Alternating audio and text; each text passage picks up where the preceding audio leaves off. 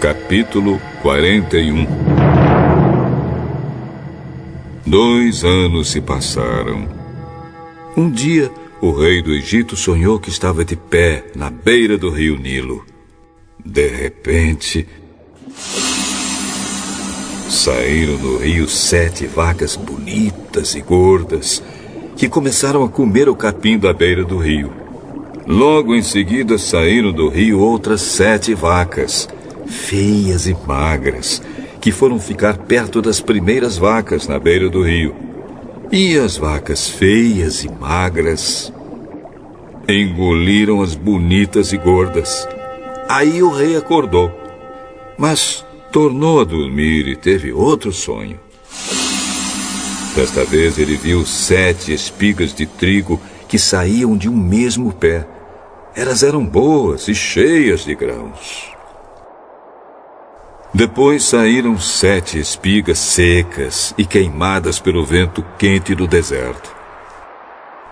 E elas engoliram as 7 espigas cheias e boas. O rei acordou. Tinha sido um sonho. De manhã ele estava muito preocupado e por isso mandou chamar todos os adivinhos e todos os sábios do Egito. O rei contou seus sonhos, mas nenhum dos sábios foi capaz de dar a explicação. Então o chefe dos copeiros disse ao rei: chegou a hora de confessar um erro que cometi. Um dia o senhor ficou com raiva de mim e do chefe dos padeiros e nos mandou para a cadeia na casa do capitão da guarda. Certa noite cada um de nós teve um sonho e cada sonho queria dizer uma coisa. Lá na cadeia estava com a gente um moço hebreu que era escravo do capitão da guarda. Contamos a esse moço os nossos sonhos e ele explicou o que queriam dizer. E tudo deu certo, exatamente como ele havia falado. Eu voltei para o meu serviço e o padeiro foi enforcado. Então o rei mandou chamar José e foram depressa tirá-lo da cadeia. Ele fez a barba, trocou de roupa e se apresentou ao rei. Então o rei disse: eu tive um sonho que ninguém conseguiu explicar.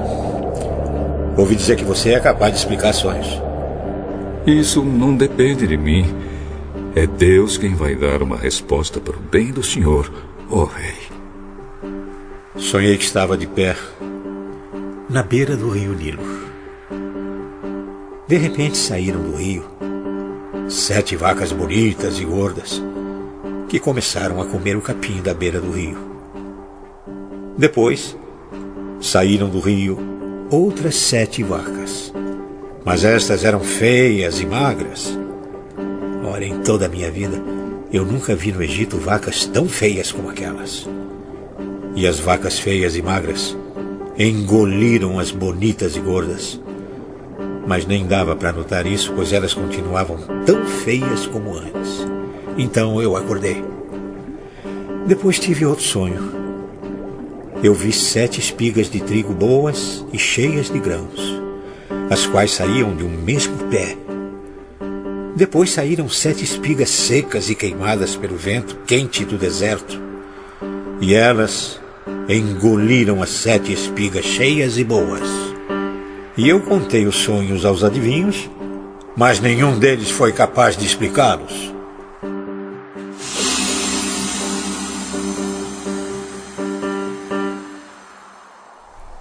Os 2 sonhos querem dizer a mesma coisa. Por meio deles, Deus está dizendo ao Senhor o que Ele vai fazer. As 7 vacas bonitas são 7 anos e as 7 espigas boas também são. Os 2 sonhos querem dizer uma coisa só. As 7 vacas magras e feias que saíram do rio depois das bonitas e também as 7 espigas secas e queimadas pelo vento quente do deserto são 7 anos em que vai faltar comida. É exatamente como eu disse. Deus mostrou ao Senhor, ó rei, o que Ele vai fazer. Virão 7 anos em que vai haver muito alimento em todo o Egito.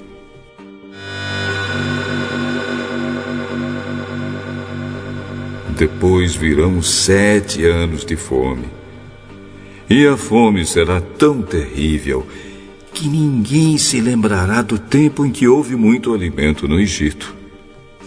A repetição do sonho quer dizer que Deus resolveu fazer isso e vai fazer logo. Portanto, será bom que o senhor, ó rei, escolha um homem inteligente e sábio e o ponha para dirigir o país. O rei também deve escolher homens que ficarão encarregados de viajar por todo o país para recolher a 5ª parte de todas as colheitas durante os 7 anos em que elas forem boas. Durante os anos bons que estão chegando, esses homens ajuntarão todo o trigo que puderem e o guardarão em armazéns nas cidades, sendo tudo controlado pelo Senhor. Assim, o mantimento servirá para abastecer o país durante os 7 anos de fome no Egito, e o povo não morrerá de fome.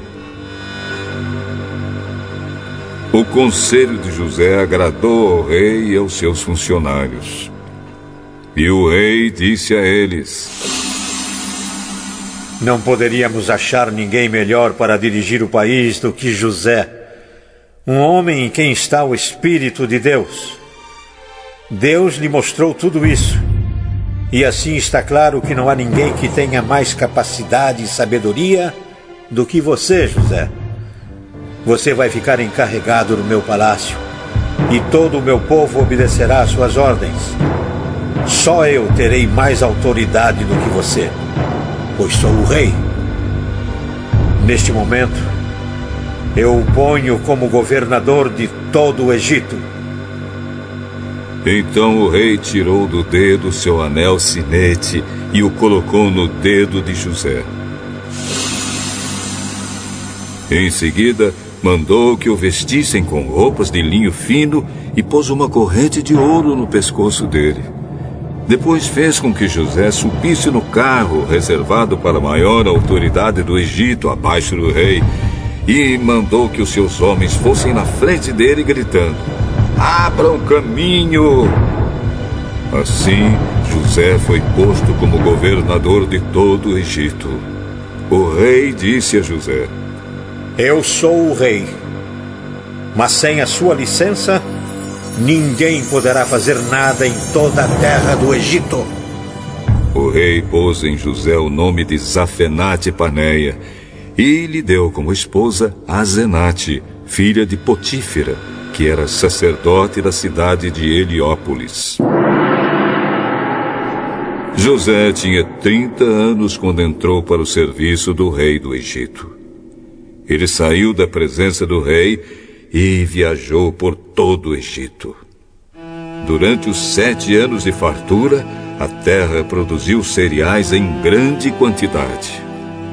E José ajuntou todos os cereais e os guardou em armazéns nas cidades, ficando em cada cidade os cereais colhidos nos campos vizinhos.